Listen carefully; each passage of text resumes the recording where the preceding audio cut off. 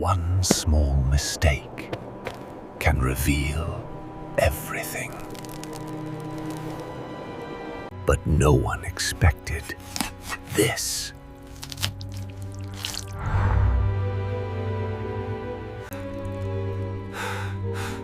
The truth always finds its way back.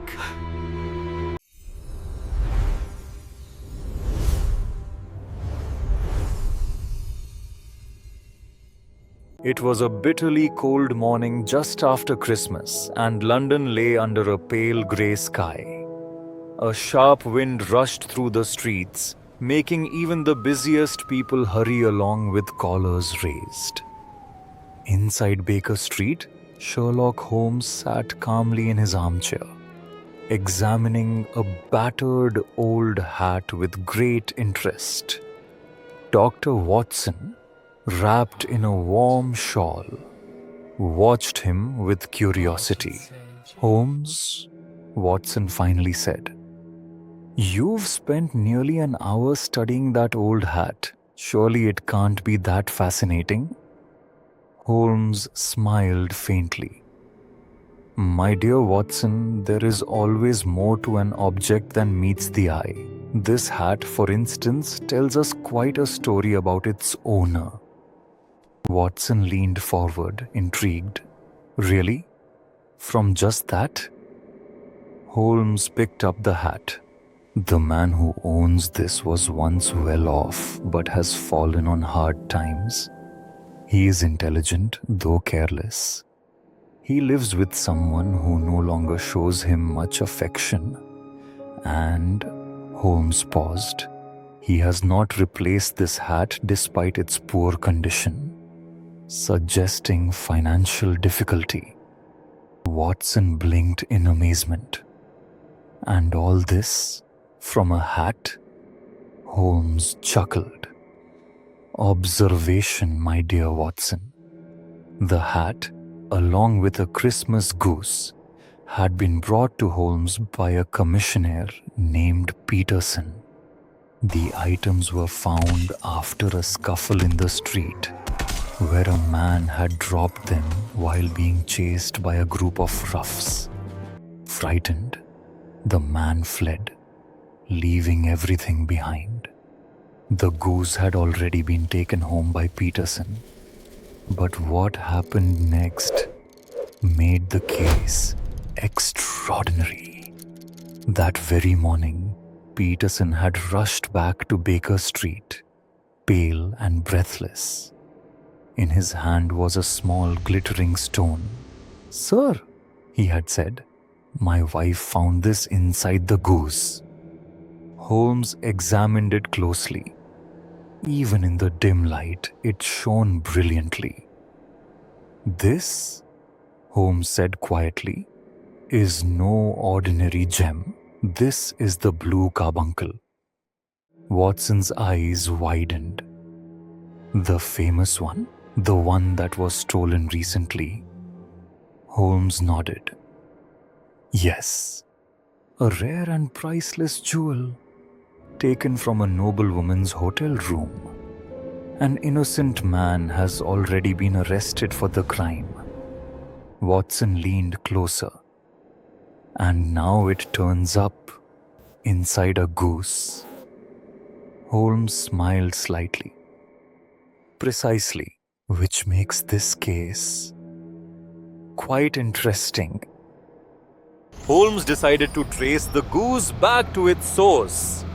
First, he placed an advertisement in the newspaper asking for the owner of the lost hat and goose to come forward. That evening, a nervous man arrived at Baker Street. His name was Henry Baker. Holmes studied him carefully. Everything matched his earlier deductions. Baker was relieved to get his hat back, but seemed oddly uninterested in the goose. Holmes, sensing no guilt, let him go, after giving him another goose in exchange. "Not our man," Holmes said once Baker left. "So where do we go next?" Watson asked. Holmes's eyes sparkled. To the goose cellar. Their investigation led them to a small tavern where the geese had been supplied. From there, they traced the birds to a dealer in Covent Garden.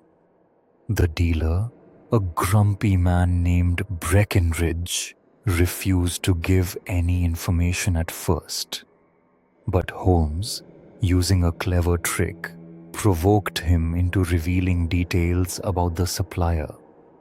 The geese had come from a woman named Mrs. Oakshott. Holmes's excitement grew. We are getting closer, Watson. Just as they were leaving the market, a frightened man approached the dealer, desperately asking about one particular goose. Holmes immediately noticed his nervous behavior. After a brief conversation, Holmes brought the man back to Baker Street. His name was James Ryder.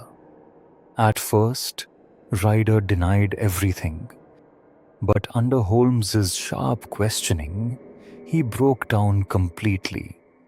The truth poured out. Ryder had been involved in the theft of the Blue Carbuncle. He had stolen it from the hotel and needed a way to hide it. In panic, he had pushed the jewel into the throat of a goose, intending to retrieve it later. But fate had played a cruel trick. The goose had been mixed up with others and sold. Ryder had been desperately searching for it ever since. Watson expected Holmes to hand Ryder over to the police immediately. But Holmes remained silent for a long moment. Ryder, trembling, fell to his knees. Please, sir, have mercy. I will never do such a thing again. I swear it. Holmes looked at him thoughtfully. Finally, he spoke. Get out of here. Watson stared in shock. Holmes, you're letting him go? Holmes nodded. Yes, Watson. It is the season of forgiveness. This man will not offend again. Fear has already punished him more than any prison could. Ryder fled, overwhelmed with relief. The Blue Carbuncle was returned to its rightful owner.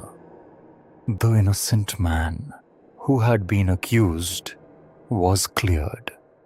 As the fire crackled softly in Baker Street, Watson turned to Holmes. You always surprise me, he said. Holmes smiled faintly. Justice, Watson, is not always about punishment. Sometimes it is about understanding and mercy.